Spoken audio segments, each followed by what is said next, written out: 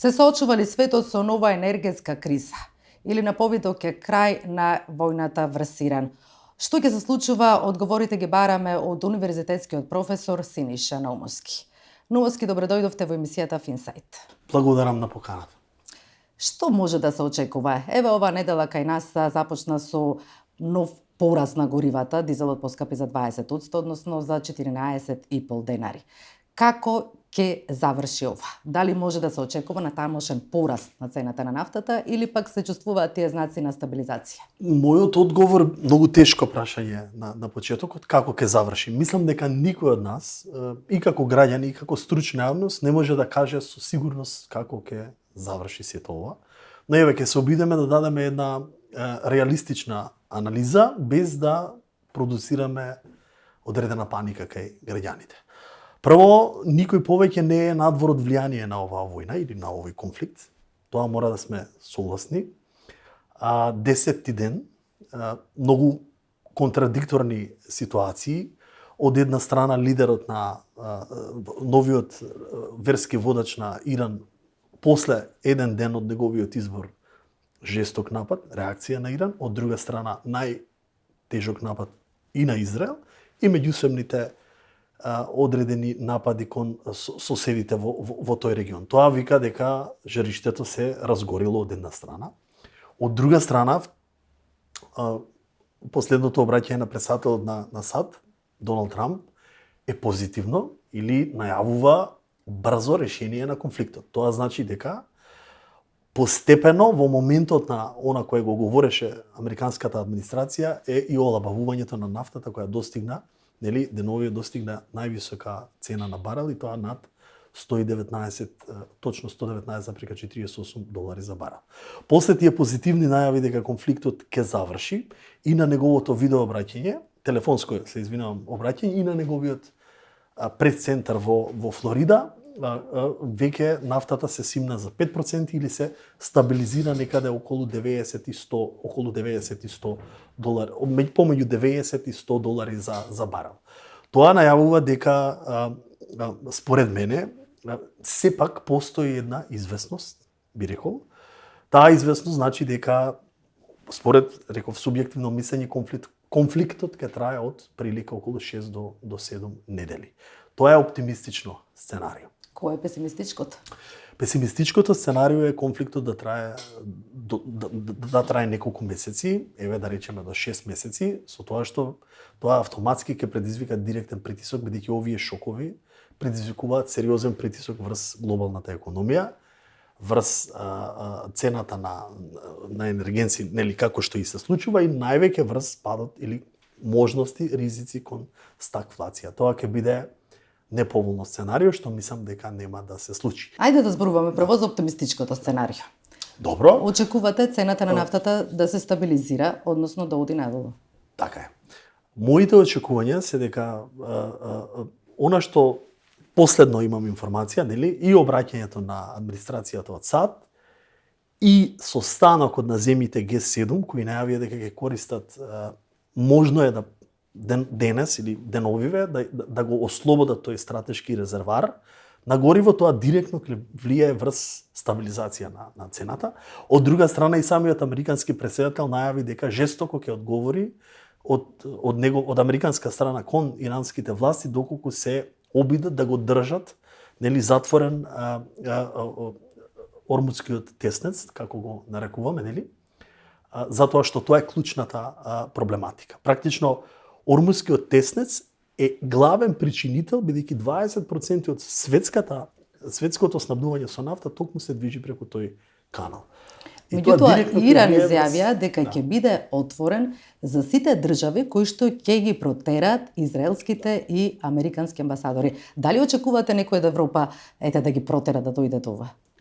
Внимавајте сега, кога имате конфликт и кога имате ваква состојба каква што е, многу неповолна, од двете страни јавните изјави се многу контрадикторни. Така да, моето очекување е дека разговорот со рускиот претседател влева позитивна надеж И мислам дека очекувањата се дека моите очекувања се од 6 до 7 недели. Еве американската администрација тоа го најавува како многу брзо или многу побрзо завршување на конфликтот од вообичаеното 3 до 4 недели толкување на претседател на Америка.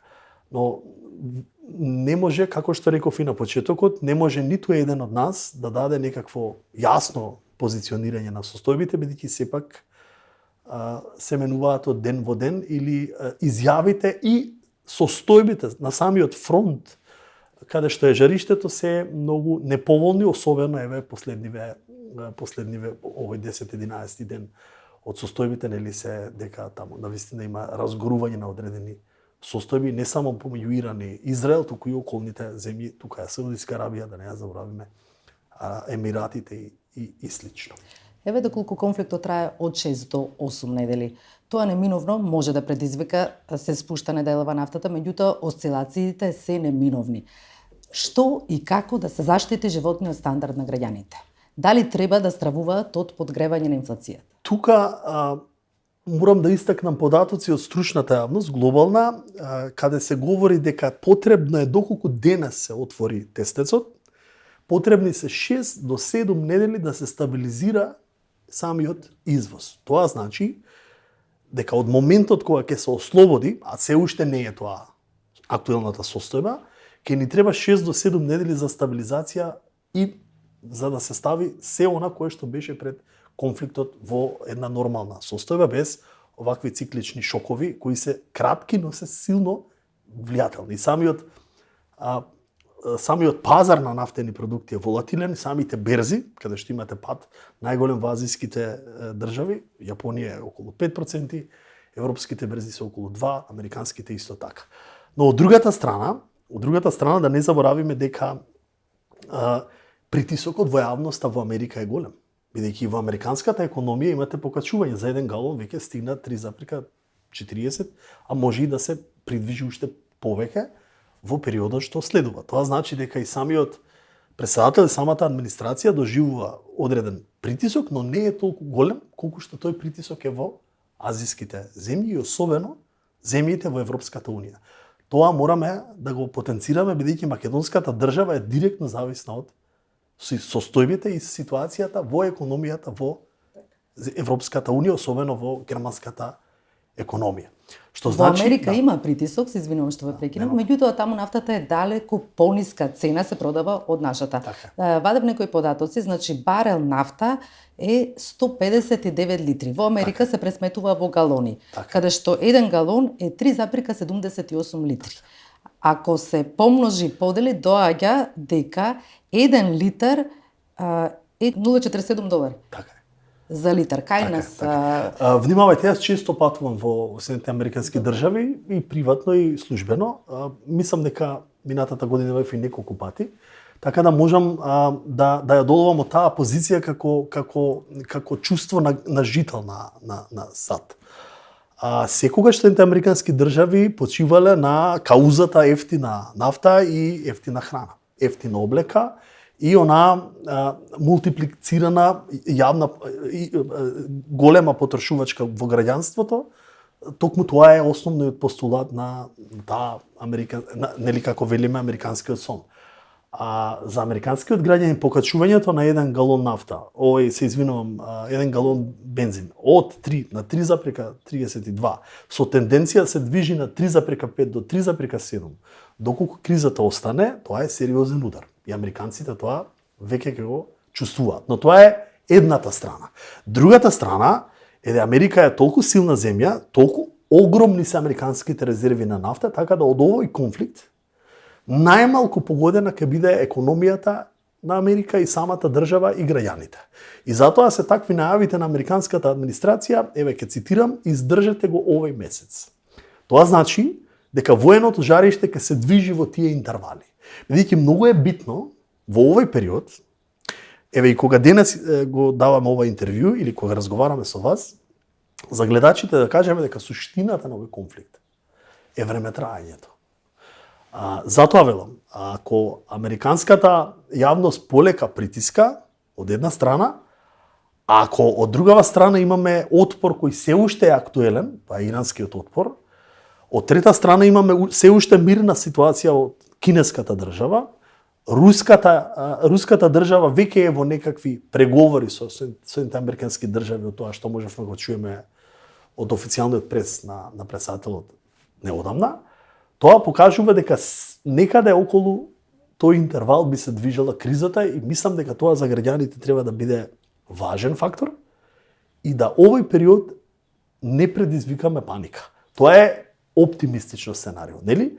Песимистичното сценарио неколку пати го повторив, тоа ќе значи продолжување на воените жаришта и ескалација во трајање од неколку месеци, бидејќи мислам дека после неколку месеци и самиот отпор не би можел да, доколку не се вклучат некои од поголемите сили од азијскиот блок. Тоа ќе биде веќе состојба во која што не би сакал да говорам.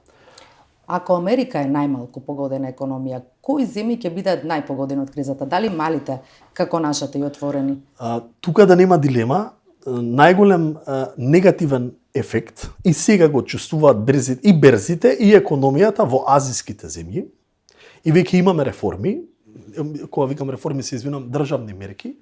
Јапонија, Јужна Кореја и Индонезија веќе направија суштински промени, они ги задржаа цените на нафтата, со тоа што реагираа со откажување или одложување на царините од една страна и зголемување на субвенциите. Тоа се добри примери и за Европската унија, и за ние како регион, и за македонската економија воопшто. После Азија секако неминовно е ударот да биде и врз Европската унија. Тука беше мојот крик изминатата недела и од самата Германија се обратив кон македонската јавност на една телевизија национална, каде што пуштив една порака дека германската економска или стручна јавност и германските власти се прилично загрижени. Тоа беше пред некои 7 или 8 дена, точно кога веќе конфликтот Ние најмногу извезуваме и зависимо од она што ќе се случува во Германија. Како е таму, дали се загрижени се уште? Да, загриженоста постои, да, но на гасот, тој е главен но има еден оптимистичен поглед, а тоа е можности за решенија, или би рекол, оние глобални економисти и политичари често дебатираат деновиве кои се тие мерки кои се краткорочно потребни за да се реши овој конфликт или овој брз удар од цената на нафтата. И кои се тие мерки? Прво, ова кое го говорам сега е буквално на еден начин цитат од повеќе мислители и економисти и од особено од американските држави, од западните европски држави силни. Постепено вели укинување на санкциите кон Русија. Тоа е еден дел од решението.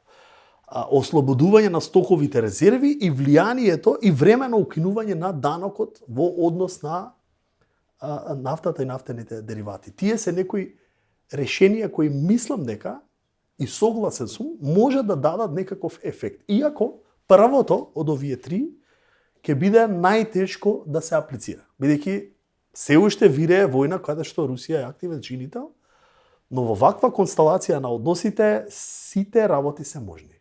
Да не заборавиме, туку што заврши еден меморандум со стратешка соработка помеѓу германската држава и кинеската држава. Тоа беше многу неодамна. Исто така да не заборавиме дека првиот политичар или премиер или председател седно, канцелар кој е првиот државник од Европската унија која посети исто така Белата куќа беше токму германскиот. Што сакам да кажам? Секакви комбинации се можни, ова покажува дека веќе светот е во една нова фаза, во една изменета, би рекол, состојба на влијание на моќ, што било каква теза да кажеме сега, не знаеме дали ќе биде реална и апликативна. Но она што е важно и за македонскиве граѓани, а стручната јавност често го коментира, е како ќе влијае врз инфлаторниот притисок и врз глобалниот економски раст ваквиот ценовен шок на нафтата и нафтените деривати. Да, тоа сакав да го кажам. Тоа значи, ако нафтата расте со 5%, а веќе расте, притисокот на инфлаторното јадро некаде ќе се движи од 0,1 процентен поен, што не е сериозна состојба за да билансите, глобалните биланси, или го сакате билансите на развиените земји, бидејќи со нив се служам во примерот, може да ги абсорбираат во домашната економија. Тоа е еден елемент. Вториот елемент, доколку нафтата, велиме, се покачи со 10% или расте со 10% цената на нафтата, тоа може да биде забавување од 0,1 до 0,2% поени на глобалниот бруто домашен производ. Тие се варијаблите со кои што мораме да излеземе пред стручната јавност и пред македонските граѓани. Што значи, ако направиме една анализа на 3 сценарија, едно краткорочно, каде цената би се движела од 80 до 90 долари за барел, едно оптимистично, каде што би траело од неколку недели до можеби еден месец, или повеќе, до 2, што значи некој контролиран конфликт, нафтата би се движела од оваа цена која имаме денес. Таа се движи од 90 до 100 долари и ефектот врз притисокот и падот на бруто домашниот производ ќе може да се абсорбира. Тоа се позитивните очекувања. Секако, велам, сето ова може да не важи доколку конфликтот сериозно ескалира и во конфликтот се вклучи некои од поголемите држави кои што се и влијателни во делот на поседување на оружје со сила, нуклеарна сила и слично. Тоа мислам на Русија, Кина и слично.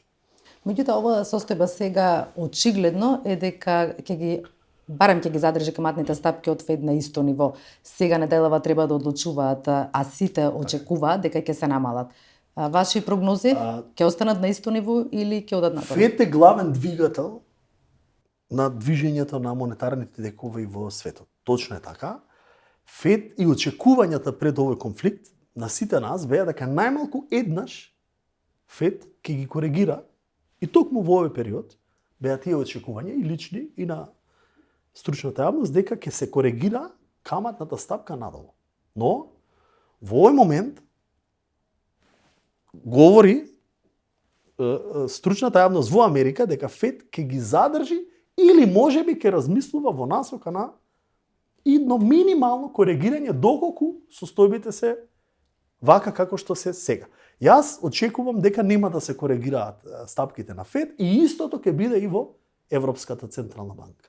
Ние сме увозници на таа политика и истото ќе се случи и кај нас. Меѓутоа, ако кризата потрае, неминовно ќе биде зголемување на каматните стапки за устројување на условите за кредитирање. Да, така и реков. Ако кризата потрае, тоа ќе значи не само одложување на задржаните висини на каматните стапки и на ЕЦБ и на ФЕД, туку и коригирање во обратна насока или налик на нешто кое што претходно го имавме во една криза со пандемијата.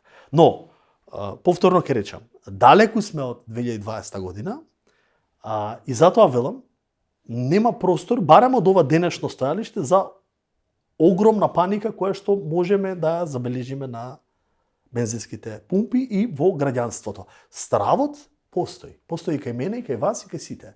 Бидејќи сепак сме во една состојба во која што светот не памети од завршување на Втората светска војна да се доближиме до толку голем ризик од глобална ескалација која што може да прерасне во една трета светска војна, како и да ја кажеме. Но далеку сме, мислам, од тоа, иако некогаш во деновите, јас често правам дневни аналитики и избирам по десетина важни варијабли од секој ден што се случува на конфликтот, затоа што ме интересира тоа како, не сум воен експерт, ниту имам намера во таа насока да говорам, но многу ми е важно како тоа ќе се одрази врз економијата. Како врз нашата македонска економија, така и регионот и врз Европската Унија, бидејќи тоа за мене е голем предизвик, бидејќи сме и поврзани во тој дел со македонската економија. Нели? Сме премногу во диверзификацијата зависни со една од земјите водечки во Европската Унија. Сега статистиката објави дека кај нас во јануари се забележува пад на инфлацијата, односно стабилизирање некое. А шпекулативно одредени трговци веќе почнаа да ги качуваат цените на производите. Еве маслото за јадење конкретно, брашното. И тие цени кога еднаш ќе се качат, веќе не се спуштаат. Јас не би сакал да говорам сега што може овој конфликт да донесе на долг рок негативност. Тоа ќе биде сериозна криза и во синџирите на снабдување со храна и оние елементи кои што се токму снабдуваат од овие конфликтни подрачја во однос за земјоделски бизнис или индустријата на земјоделство, како би ја нарекол, каде што можеме да имаме домашно производство на храна. Тоа би било на еден начин ризик доколку конфликтот ескалира. Но затоа не би сакал да говорам на таа тема во овој момент и би рекол, една од добра поволност е тоа што во последните 10 месеци стапката на инфлација или годишната инфлација забави таа се состои од некаде 2,9% за февруари 2026 година. Со тоа што единствен ризик од ваквите волатилни состојби би рекол дека може да донесат само зголемување на дефицитот. Тоа ќе биде трговскиот дефицит, бидејќи на еден начин она што го увезуваме, а ние сме увозно зависна држава од нафтени деривати, и од можностите за за пренесување на реално поскапениот веќе авиотранспорт. Тоа е исто така многу важно да се спомене. И затоа можеби се овие турбулентни состојби и во корекција на цените, но реков дека очекувањата се дека овој конфликт би завршил многу брзо. Еве да се вратам на мојата теза, сепак е таа теза, не можеме да се потпреме на апликативни вредности, околу 6 до 7 недели. Синдикатот неделова излегува на улица барајќи повисоки плати, односно 600 евра минимална плата и зголемување на останатите за 2000 денари. Колку ова нивно барање сметате дека е реално и колку тоа може да влие на подгревање на инфлацијата со тоа што ќе зголеми личната потрошувачка кај граѓаните? Таа е актуелна тема, јас неколку пати јавно го говорев тоа. Ако ме прашувате од позиција на граѓанин, секое барање за повисока минимална плата е оправдано. Дали има добро време за протест? Би рекол не. Значи, протест секогаш може да сметаме, ако не сме задоволни со некоја одлука, дека времето е добро. Но во оваа состојба во која што се најдува сегашната и геополитичка, и регионална, и особено во овој еден период каде што има огромна неизвестност, мислам дека треба да се воздржиме од таа тема. Ако искрено сакате да ви одговорам, моите проекции и моите субјективни анализи се, а и од повеќето и официјални статистики, дека растот на платата треба да прати состојбата со растот на инфлацијата, зборам за минималната плата. Не можеме да бараме 47% раст на минимална плата, а инфлацијата е некаде околу 2,89. Тоа значи дека брзиот раст со такви бројки може да биде негативна импликација и врз инфлацијата како што и ме прашавте. Затоа треба да бидеме внимателни на таа тема. Секако раст треба да има и тоа треба можеби сега да не бидам како некои политички чинители, но генерално мислам дека треба да го договориме тоа помеѓу предприемачите и самите работници. Меѓутоа тие никогаш нема да седнат заедно да се договорат ако владата не посредува и не им каже сепак е тој трипартитен договор. Таа варијабла што на сите нам ни е потребна како македонска економија е продуктивноста на трудот. Тоа е нешто кое што мислам дека треба да биде на масата кога треба да се договорат и двете страни. Ако ја видиме продуктивноста на трудот, тоа ќе ни биде можеби и реален показател дали и кога и во каков временски интервал треба платата која што е 24, сега веќе за 1700 денари подигната, 26, благодарам, ќе видиме како ќе се движи. Мислам дека постепеното, на еден начин сукцесивно, внимателно зголемување на минималната плата да дојде до очекуваната сума од самите синдикати, ќе биде многу по-добра политика, иако од една страна знаеме дека граѓаните кои имаат минимална плата, како и во кој обем на трошоци, особено сега се соочуваат со домашниот буџет кога ќе ги протиставите трошоците и приходите. Но ако гледаме макроекономски, бидејќи јас тука можам да го дадам мојот став, иако нема да се допадне на многумина, но сакам да бидам објективен, мислам дека не треба многу да се брза во тој поглед. Мислите дека продуктивноста на македонскиот работник е на ниско ниво? Да. Тоа го мислам и не само јас што го мислам, туку јас ги земам податоците на Светска банка.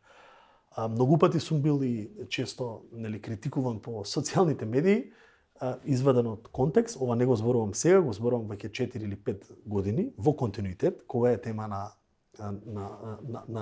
дебата продуктивност на труд. Ние сме 4 пати помалку продуктивни од еден германски работник. Во регионот македонскиот работник е на предпоследно место, после нас е албанскиот работник. Тоа значи, кога говориме на продуктивност, со колкави часови, внимавајте сега, тука не го обвинувам јас да не се извадиме повторно од контекст, за продуктивноста да биде таква каква што ни е, повеќе варијабли се важни.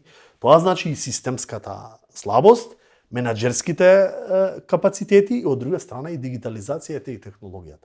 Вие не можете да работите на DOS оперативен систем, 10 сметководители и да очекувате такви или вакви резултати. Значи, сето тоа треба да го собереме и да видиме каде ни се слабостите. И затоа е оној дел, така, и платата е варијабла која е мотивирачки дел, но од друга страна мора да видиме и кои се тие други елементи кои креираат ниска продуктивност. Но официјалните податоци на Светска банка е релевантен избор, покажува дека нам продуктивноста не е, како што и ви одговорив директно, не толку многу поволна, а бројни примери има и зошто е тоа така, нели?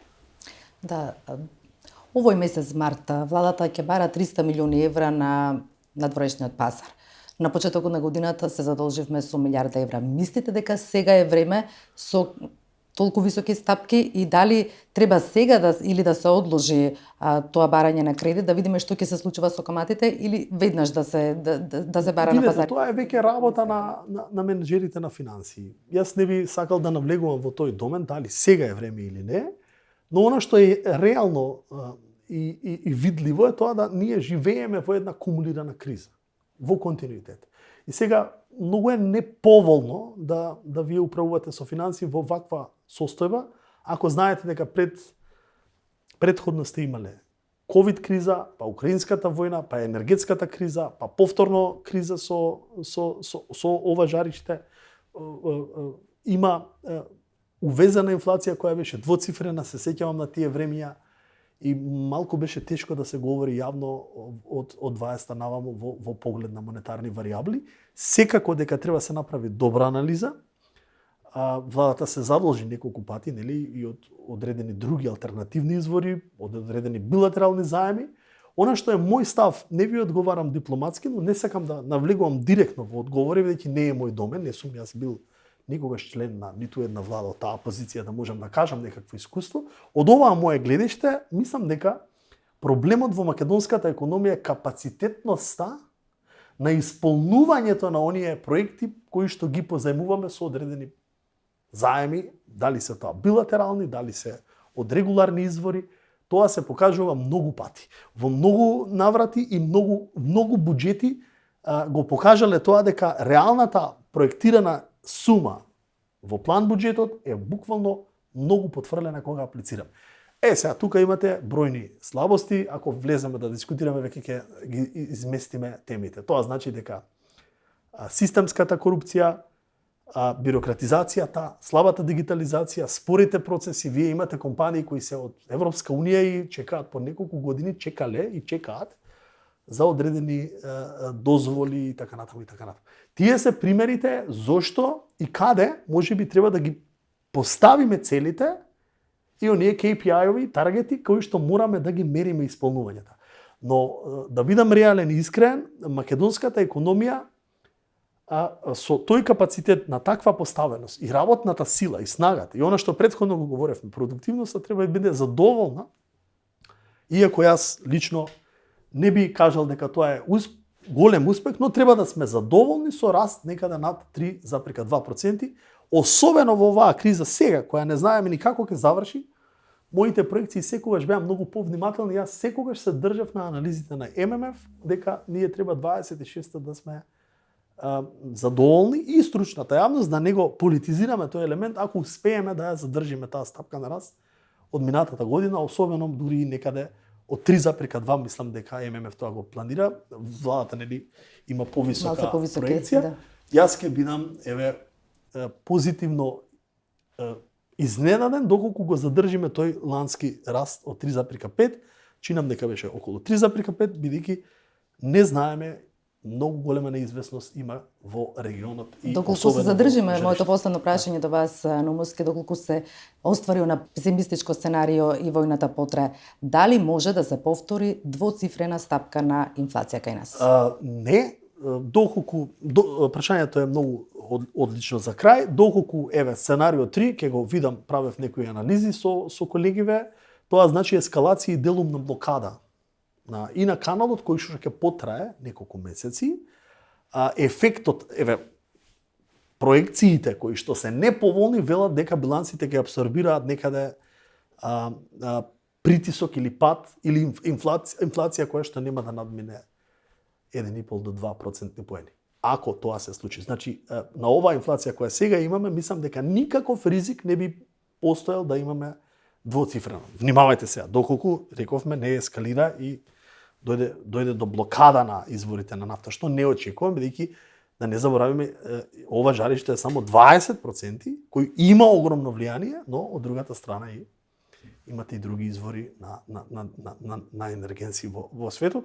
Секако, ние како малечка земја ќе бидеме, и тоа е многу важно, и кога ќе почне еден конфликт, потребно е околу 10 дена, или една недела до 10 дена, да тој конфликт се прелее во нашата економија и обратно. Кога ќе дојде поволност на жариштето, дали е тоа на исток или како и да е, тогаш истиот тој период е потребен за да се нормализира. Како што рековме и на почетокот, ако сакаме Ормускиот канал да го одблокираме од еве ден денес, потребни се околу 4 до 6 недели да тоа се стабилизира и повторно биде како што бил конфликтот. Така да, според мене не очекувам воопшто двоцифрена стапка на инфлација. Тука не треба да има загриженост, но повторно ќе речам, ризиците мораме да ги поставиме на високо ниво и да бидеме внимателни и да ги координираме сите политики. Да се надеваме дека ќе се оствари оптимистичкото сценарио, дека на повидок ќе биде крај на војната. Номуски, јас ви благодарам што бевте гостин во емисијата Финсайт. Благодарам на поканата.